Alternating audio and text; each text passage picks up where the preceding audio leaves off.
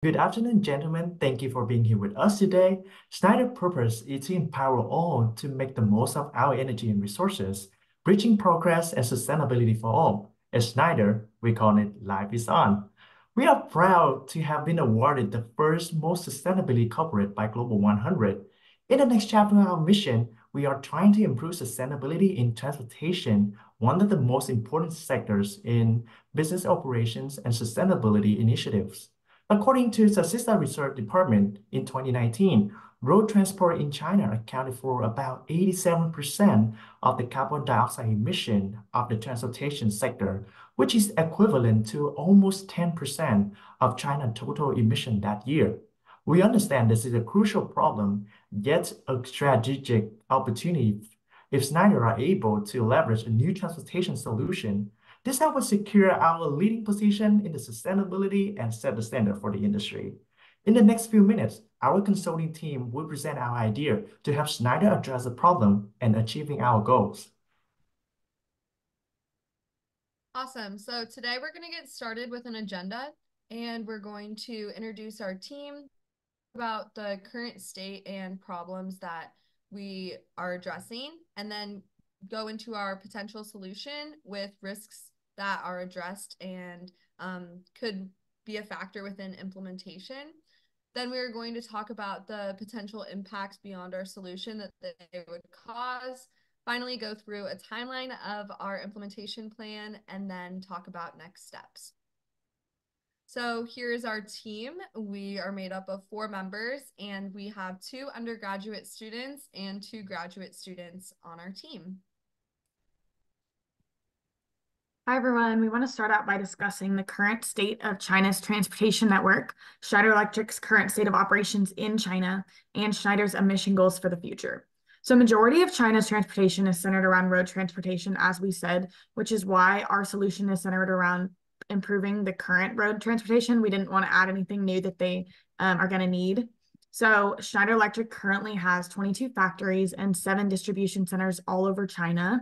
We didn't want to, again, add or remove any of these in our solution. We really wanted to focus on and improve what they already have in China. Schneider Electric has laid out 2 goals, which they have kept in mind throughout our research and development of the solution. They have committed to carbon reduction targets for 15% in 2025 and to meet net zero emissions in 2050. As everyone knows, carbon dioxide is the primary greenhouse gas emitted through human activities. So we really believe that this commitment is needed in today's environment with our current emission rates. So with that, we're going to dive into the 3-phase solution. Thank you, Reagan. So this is a 3-phase solution that we propose to Schneider Electric, starting with phase 1, technology enhancements. And key to this is the business-to-business partnerships that we recommend to Schneider. What we recommend is exclusively partnering with 3PLs that are utilize advanced diesel technology and battery swapping technology in their full-than truckload and less than truckload fleets. And what this does, it's a low-cost, high-impact practice that will reduce carbon emissions in the short-term gains.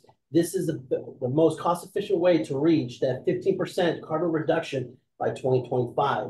In China, in the post-COVID environment, there's been an increase of 19% in road traffic with the full-than truckloads and LTLs. They're emitting carbon. By partnering with these firms, we reduce the carbon and reach that 2025 goal. Addition to that, we also get access to the telematics that I will talk to in the next phase. So phase 2 is the integration. So the big piece of this is after partnering with 3PLs, we have access to the data on the onboard telematics. Onboard telematics are the systems, the Internet of Things, the system of sensors that collect all that data on every piece of equipment that's on that asset. And what this allows us, it aggregate all that data and will allow us to put it into artificial intelligence to create a digital twin. And developing a digital twin for Schneider will allow them to see between the physical and the digital to allow decision making. As we know, going to the future, the key thing that any firm needs to make clean decisions is data. And that leads us into our phase 3, which is the execution. Key to this is the implementation. After gathering all that data from these 3PLs on the onboard telematics, we can put this into a digital twin that will optimize routes, optimize distribution centers, and it will allow demand forecasting. And what this does, it empowers leaders to make the data-driven data analysis that will understand the impacts of decisions to reach that 2015 net zero goal. It will allow decisions to be understood on what trade-offs. The key thing in any firm is understanding the impacts of the bottom line. What this does is allow Schneider to make those key decisions and understand the trade-offs and impact to the bottom line. With that being said, it will improve sustainability. It will empower the right decisions through data-driven assessments. With that being said, I will be followed by Maddie. Thank you, Frankie. So now let's talk about 4 potential risks associated with implementation that we came up with through our research.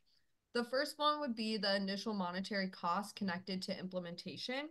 Like Frankie talked about in the 3-phase solution, there is a lot of new technology that will be implemented, and inevitably there will be monetary costs associated with that.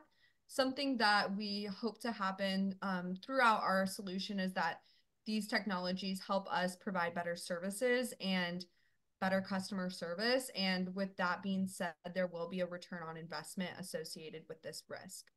Next would be the loss of relationships with current providers and companies. Something that we thought about was the way that we are currently doing business. There's always going to be companies and providers that are just resistant to change. It's really hard to drive change within an organization, especially organization-wide change. And so something that we thought about was really thinking about the suppliers and providers that we would have in the future with this implementation. Next would be employee training and job replacement for those with technical knowledge. We did not think that any of this new technology would take away jobs at all. That was not the goal or what would happen with our solution, but something that we did think about was maybe the skill sets that employees have would need to be changed, and we would need employees with more technical knowledge. So if this was maybe thinking about with a new hiring process, what we were looking for within employee candidates, or even if this was on-site training that could be provided to employees so they could help learn the technology. The final thing would be privacy and security. There's always going to be a risk of this with new technology. People want to know what data is being collected and where that data will be given out. And so we knew that this would be a risk that would be associated with any technology solution that we provided. Something that we really thought about in order to mitigate this risk was improving our transparency and traceability to make sure that we were not putting anything out there that would hurt Schneider or that would expose anyone's data or information that they didn't want, whether that's Schneider or any of the partners and providers that we worked with. And then now we'll talk about the potential impacts that our solution will have. If we can handle the risks effectively, we are confident that our solution gonna cut about 40% carbon emission by the end of the 3 phases.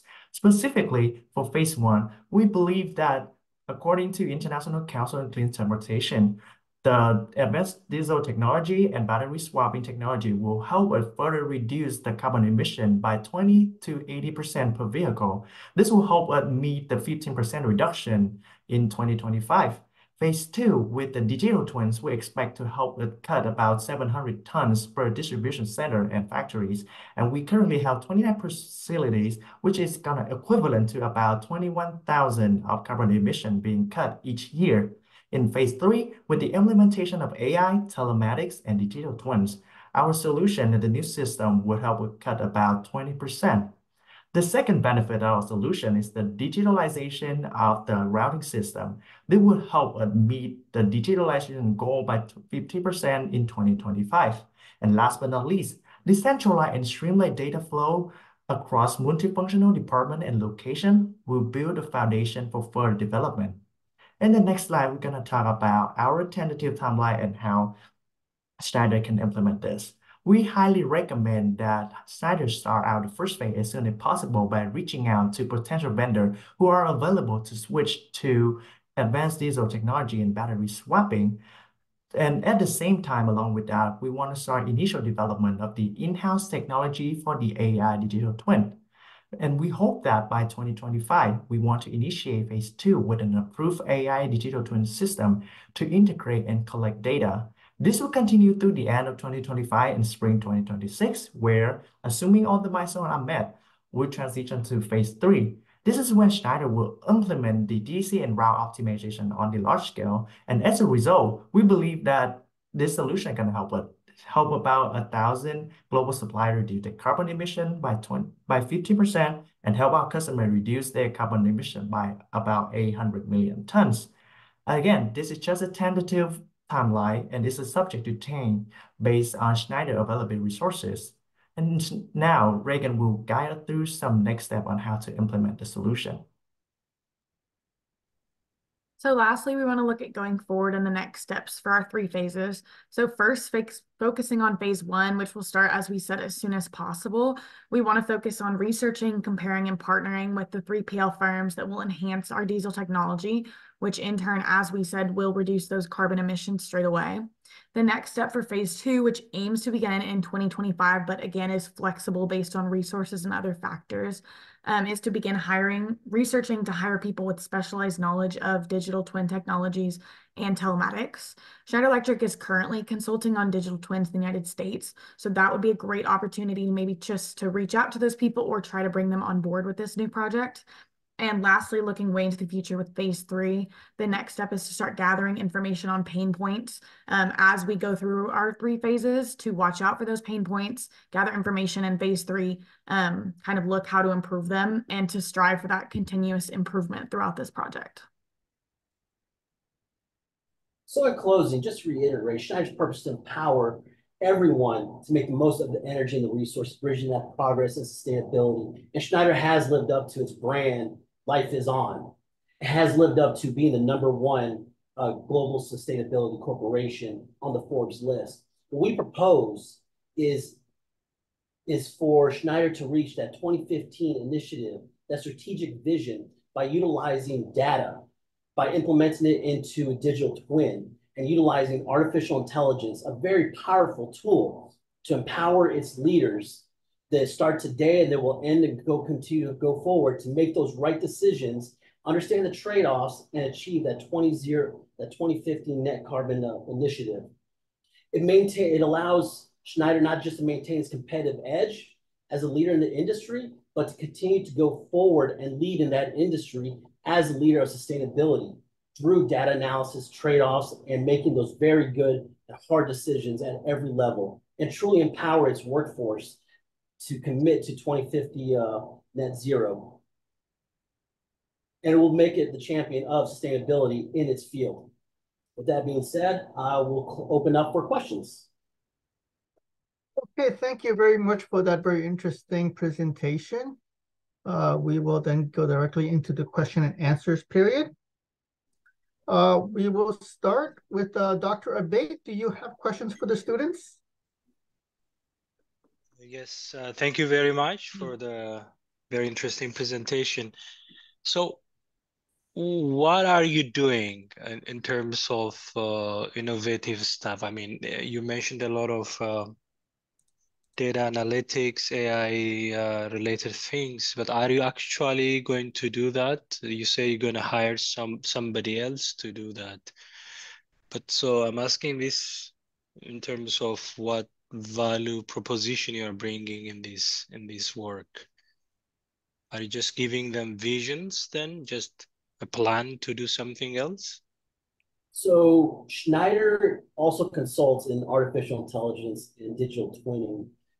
They're currently partnering, I believe, with UPS to do a digital twin in their distribution center.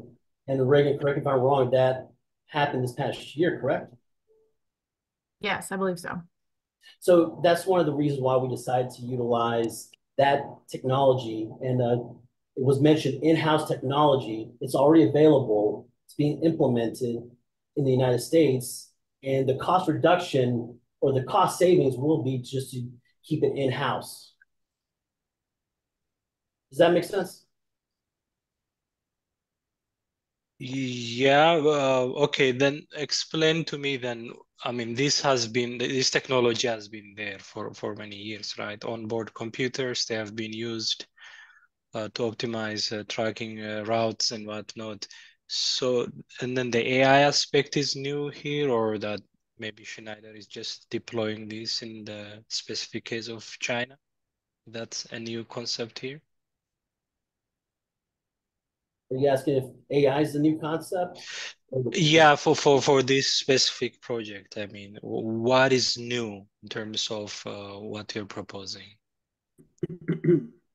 So AI is not new per se. It's been advanced AI has been used for the past 40 years in a lot of different sectors. What we propose is to develop in-house AI technology that will address specifically the data that we have to optimize routes, to optimize the distribution centers, and to engage routes, DCs, and allows decision making in that environment. Because as you know, like you have so many different types of AI. You got ChatGPT, Bard, OpenAI, and then you have militarized AI that's doing something completely different. There's so many different types of AI. The best solution is to do it in-house, what we already have internally as we start developing this digital twin. Okay, thank you. But that has not been done yet. That's my point. You're gonna do it in the future. So this is just a vision and plan for Schneider then. Oh, That's what. absolutely. It's a vision and a plan. There's no Okay. off-the-shelf solution proposed. And this team is not doing that. This proposal is not about that. It's just a plan to do that. Yes, sir. Okay. One final question from me. So I know, of course, EVs are the current solution, but in China, I know they also look at fuel cell trucks as potential decarbonization lever. So have you considered that? Or just maybe this is a general question, not a fair question to you, but do you think EVs will win that battle in the specific market of freight market in China compared to fuel cell?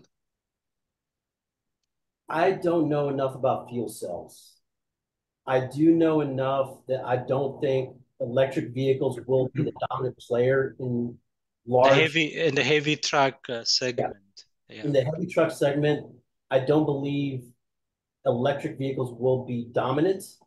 The issue is, and this is an engineering problem to solve, as you put more load on an electric vehicle, you reduce your distance. So right now, I believe it's Nicholas or Tesla's one of the vehicles out there on the market. You get 500 miles, but as you increase that load, it reduces. The last test I saw, I think this was done by Pepsi in Nevada. They were not able to meet the maximum capacity of 70,000 pounds at 500 miles. They were only able to get 125. So until that problem is solved by our electrical engineers and mechanical engineers, EV is not going to be dominant. You have more power per cell in a diesel vehicle than you would in the lithium batteries. Does that make sense? Yeah, to add on that one, we also have done a research on the total cost of ownership for a heavy truck in China, which is conducted in 2021 by the International Council of Clean Transportation, and we realized that the total cost of ownership for the tractor trailer, the dump truck, and the straight truck would not be sufficient, will be significantly higher, and they were starting to reduce over time, but not until the end of this decade, they're gonna be viable compared to the normal advanced diesel technology. And this is one of our goal initially. We have a new solution that would not increase the cost for transportation. That's one of Schneider's goal with the solution.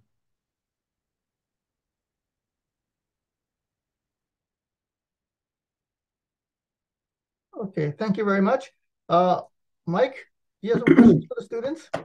Hi, yes, just wanted to. I think some of them have already in part at least been answered. So one of my initial questions was going to be around sort of the feasibility of electric trucks in the supply chain, and that's kind of just been answered. And then along those same lines, the upfront cost to the 3PLs. From my understanding, there was a significant percentage increase in an electric truck up front versus a diesel one. But I take on board your point about the total cost of ownership. The other kind of interesting question, and it's not necessarily one that I expect you to be able to answer, but is around the longevity of the batteries. And again, as just been alluded to, if you're putting these batteries under heavy load, they're going to be charged far more frequently. You're not going to get so many miles. I mean, I used to run a fleet of trucks, and some of those trucks had 250,000 miles on the truck on the clock. I just wonder generally whether electric trucks are necessarily going to be the dominant choice moving forward. But like I said, not necessarily a question, more an observation. I just one question for you is just how many sort of third-party logistics companies already have electric trucks and with battery swapping capabilities? Because again, I would imagine there's a huge transport network in China. But yeah, just maybe just that one question for now. I don't have that number off the top of my head to be straightforward. I can't recall. I think we did see it, but it doesn't ring in my head. Juan, did you see that number? Yeah, we haven't. I tried to look up for the exact number, but they currently, they have I know that the China government is really proposing and motivating all the 3PL carriers to switch to battery. It's just been the producing, but it personally used for personal vehicles more than on the heavy duty things right now. The further things that we're not so sure about how many of those 3PLs that have the battery, the EV vehicles that are currently partnering with Schneider. So that's why we didn't include that one as in our solution right now. But I can definitely look it up and try to see how I can get from there and reach out back to you. Cool. Yeah, no, I think that would be really interesting. Like I said, just from a feasibility perspective, one of the and again, this is maybe another question.